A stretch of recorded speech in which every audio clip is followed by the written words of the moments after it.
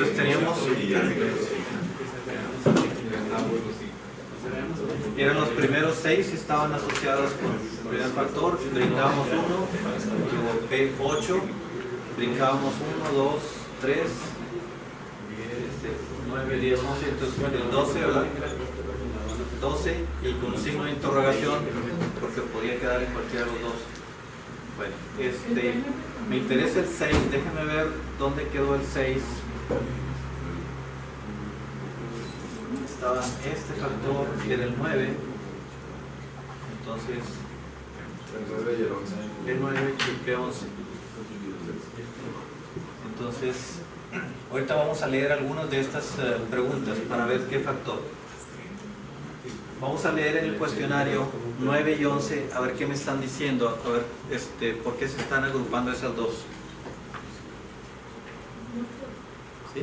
Que la P9 no es la del número 6 y la 11 también. Más bien es el P7 y el P10. Estaba viendo del factor 6, estaba viendo esta, que es el P9, es el punto 607, es el P9, y luego el punto 615, son dos preguntas para abajo, sería el 11. Entonces esas dos tuvieron cargas muy altas en el factor 6. Entonces quiero leer la descripción de preguntas 9 y 11 a ver qué tienen en común para saber la etiqueta que le debemos de poner.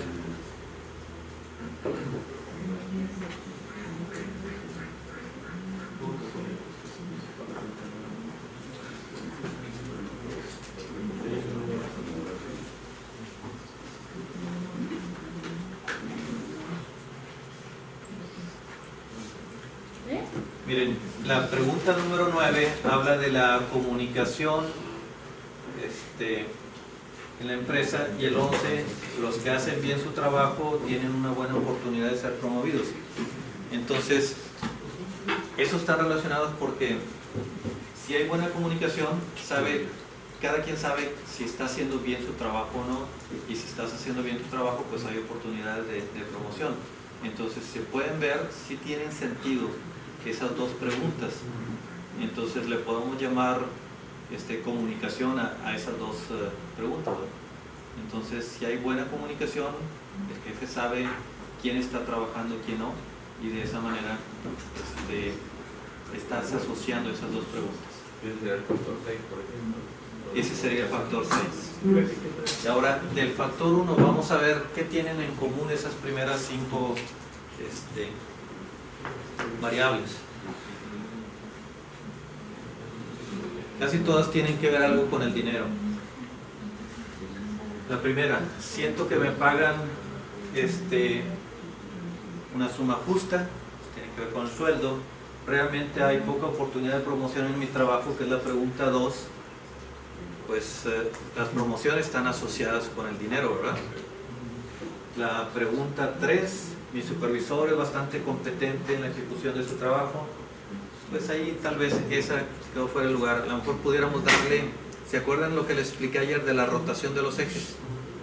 Podemos darle una rotación a todos los datos y ver si se desparraman en otros. Esa sería la opción, porque veo que esta no tiene mucho que ver con salario. Entonces ahí vemos la necesidad de rotar un poquito más los ejes. La número 4, bueno, entonces aquí tenemos, esta tiene sentido, también. Número 4 también, no estoy satisfecho con los beneficios. Eso tiene que ver con dinero, ¿verdad? La número 5, cuando hago un buen trabajo, recibo el reconocimiento que debería recibir. Pues normalmente el reconocimiento viene con incentivos económicos, entonces tiene sentido esta pregunta. La 6, muchas de las reglas y procedimientos dificultan el hacer un buen trabajo. Pues yo no la pondría directamente con salario. Entonces ahí me doy cuenta de la necesidad de derrotar los ejes. La 8, vamos a ver de qué se trata.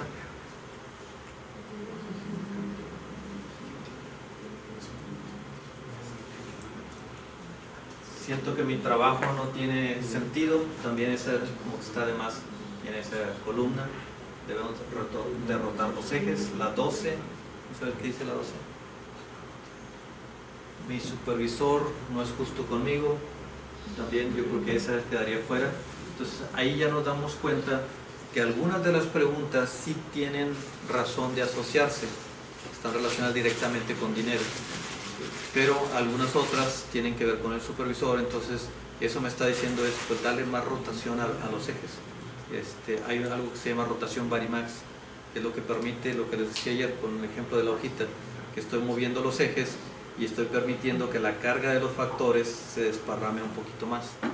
Entonces simplemente a la hora de hacer la corrida y se selecciona Varimax y el número de iteraciones o rotaciones, y es cuestión de volverlo a correr. Lo que quería que hicieran ustedes el ejercicio de la parte más latosa, saber cómo seleccionar los factores, y cuando existan por ahí cerca de un empate, ver en cuál tiene sentido acomodarlos. No voy a terminar el ejercicio porque nos llevamos toda la mañana, o sea, son muchas preguntas, nada más que quería que ustedes vieran cómo se hace la selección de factores y cómo se hace la asociación de variables en los factores. Y les repito, muchos de los paquetes les permite hacer esto en forma automática. La razón por la cual a mí me gusta hacerlo en forma manual es porque a veces estamos muy cerca del límite. A lo mejor la diferencia es un punto 001 y tenía más sentido la otra pregunta que no fue seleccionada por la computadora. Entonces la computadora no es inteligente para leer las preguntas y decir tiene más sentido acomodarlo acá. Bueno, todavía no, ¿verdad? Sí se puede hacer eso, pero todavía no hemos llegado a ese punto en los paquetes. Eso es lo que hay que hacer en forma manual. Entonces esta es la parte más laboriosa de análisis de factores. Entonces ya después de que analizamos las 36 preguntas, a lo mejor ahí van a salir, bueno, salieron 10 factores, yo agarré como unos 8 nada más y empezamos a ponerle nombres. Entonces si yo quiero hacer un cuestionario mucho más sencillo, mucho más rápido dentro de las organizaciones, en vez de tener 36 preguntas, voy a hacerlo con 8 preguntas o con 10. ¿Y cómo? Bueno, ya que vi que tengo 3 o 4 variables asociadas a un concepto, hago una pregunta que englobe los 3 conceptos, ¿sí? Y de esa manera puedo reducir drásticamente el número de preguntas. Esa sería una de las aplicaciones de análisis de factores. Normalmente cuando hacemos modelación, por ejemplo con regresión lineal múltiple, lo que hacemos es tratar de trabajar con la menor cantidad de variables. ¿Por qué? Simplemente entre más variables tengas, necesitas una muestra más grande. Entonces, y hay que trabajar con los modelos más sencillos posibles. Trabajar con modelos donde tienen 10, 15 variables es muy complejo la implementación. Entonces hay que buscar modelos lo más sencillo posible. Cuando estamos lidiando, por ejemplo, con cuestiones como satisfacción laboral, pues a lo mejor sí le pueden poner atención a 10 factores a la vez. Pero cuando estamos haciendo modelación en cuestiones de ingeniería, por ejemplo, ¿se acuerdan cuando les platiqué del modelo que hice para galvanización? Entonces ahí son cuestiones físicas. Entonces entre más variables le ponga al modelo, nos va a costar más implementarlo. Entonces lo que hicimos fue agarrar las 4 variables más importantes y eso fue lo que le implementamos para automatizar el proceso de galvanización. Entonces hay que ver dónde estamos aplicando eso. Entonces en cuestiones de ingeniería en una planta, pues cada cosa que tomemos en cuenta es un sensor, o sea, es un control adicional. Y recuerden, cuando hacemos análisis de confiabilidad de procesos de producción, entre más pasos tengan, la probabilidad de que haya una falla es mayor. Entonces lo que hacemos es tratar de simplificar el proceso lo más que podamos, encontrar lo que se llama el modelo más parsimonioso, que es el más sencillo, y de esa manera se van a encontrar con muchos menos problemas a la hora de estar trabajando ya en la práctica. Normalmente si ustedes pueden tomar en consideración, no sé, el 80% de la variación del proyecto es más que suficiente. Yo recuerdo una recomendación de mi maestro de la clase de simulación. Él trabajó 14 años en Xerox haciendo simulación y nos mencionaba, nosotros no simulamos el 100% de un proyecto. ¿Por qué? Pues es demasiado costoso. Y si tratamos de simular el 80%, cuando ya podemos capturar el 80% de la variación del proceso, es suficiente. Los otros 20 puntos sí le podemos meter más dinero para hacerlo más exacto el modelo, pero va a salir más caro el caldo que las albóndigas, como decimos aquí en México, ¿verdad? Entonces le vas a meter 100 pesos y le vas a sacar 50 a ese extra, ¿verdad? Entonces no tiene sentido. Entonces hay que buscar modelos sencillos que capturen la mayor parte de la variabilidad, pero a la vez que no sean muy costosos. ¿Okay? Bueno, entonces ayer vimos nada más la parte teórica de esto, ahorita ya ven una aplicación sencilla. Lo utilizamos frecuentemente para reducir tamaños de cuestionarios. ¿Por qué? Simplemente la gente no está dispuesta a pasarse tanto tiempo contestando cuestionarios, entonces tenemos que hacerlo lo más reducido posible. Imagínense que ustedes llegan al hotel y se encuentran ahí en la mesita un cuestionario con 50 preguntas. ¿Lo van a llenar? Saludos. No lo vamos a llenar. Si acaso me hacen 5 o 10 preguntas, a lo mejor lo lleno. Entonces, ¿qué es lo que tienen que hacer?